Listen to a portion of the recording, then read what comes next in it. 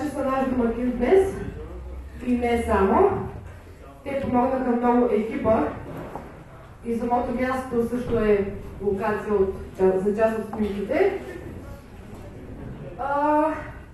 Малко съм задъхнала, защото бързахме. Тичах. Ами освен да се запознаем с екипът,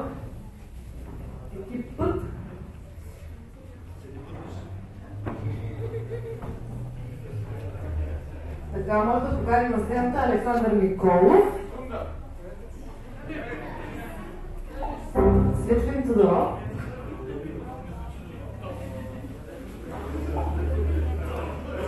айде да ева.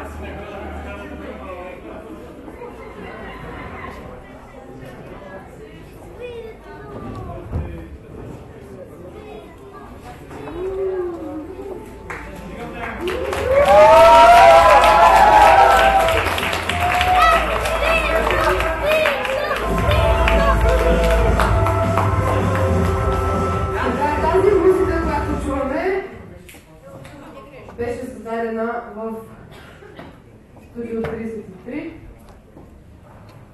с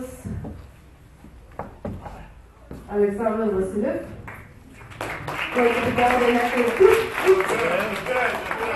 Къде? Забира. Значи с него заедно направихме музиката за филма, която ще чуете след малко. Може би да дам думата на Александър малко и да поговори. Здравейте, много се радвам, че виждам тази зала пълна. Значи първо благодаря на Поля за идеята. Този филм е изцяло по нейна идея. Поля е автор на филма също така. Тоест, да, браво на Поля.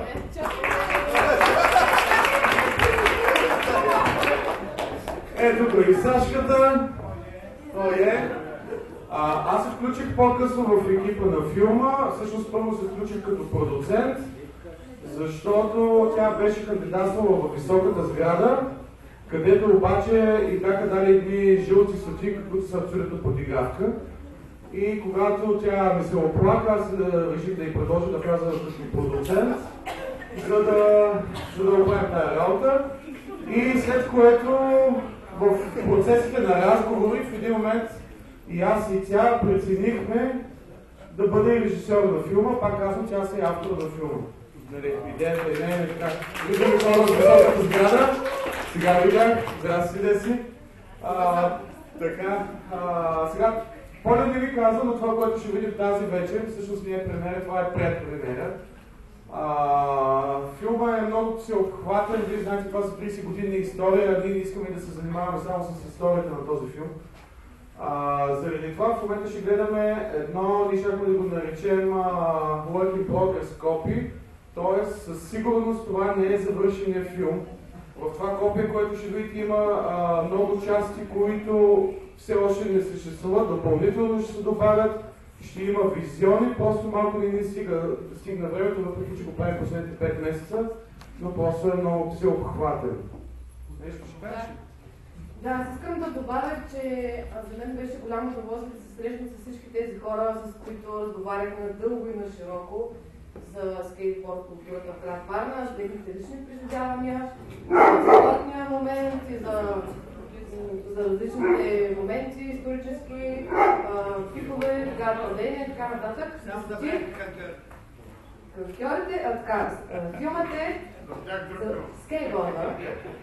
В скейт културата влизат и ролери, но филмът е за скейт все пак.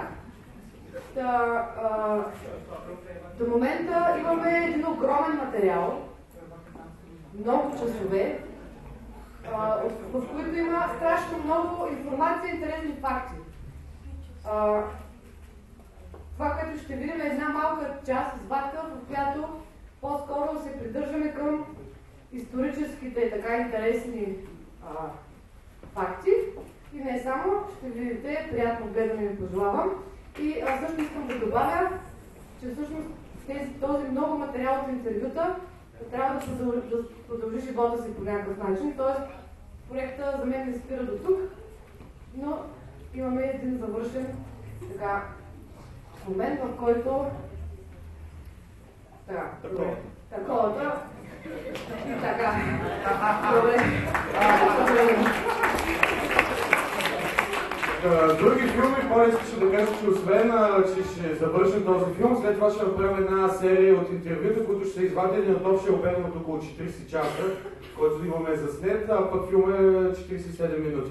Освен това, искам си довърши моята мисъл, това не е крайният вариант. На всичкото отгоре, варианта, който ще гледате тази вечер е без цветови корекции, имате го предвид, без звукови настройки, извинявам се за вашите уши предварително, и без надписи. Надявам се вие да знаете кой е от хората, които са вземани интервюта. Благодаря ви. Вие по този начин ще асистирате и сте част от екипа на филма Средно КК. Приятно гледане от мене. Само искам да кажа, че ние нямаме повече какво да ви кажем преди да сме изгледали филма. Нека изгледаме филма. Ние сме тук, ако някой иска да наби. Заповядайте. Даде след филма. Ще кажеш ли? Окей. Волумето на Мак